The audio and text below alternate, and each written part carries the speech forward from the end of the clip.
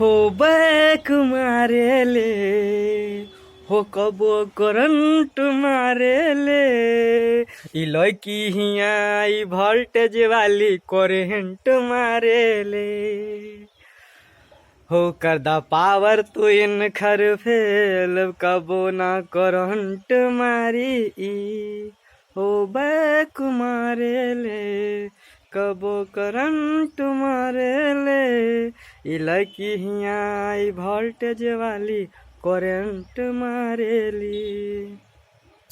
वो अंग्रेजी स्टाइल में चले हाई हिल के सैंडल बा और देख के कर मस्त जवानी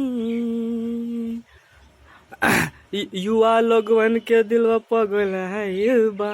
ओ बैक मारेले कबो करंट मारे ई लड़की हिया ई वोल्टेज वाली करंट मारेली।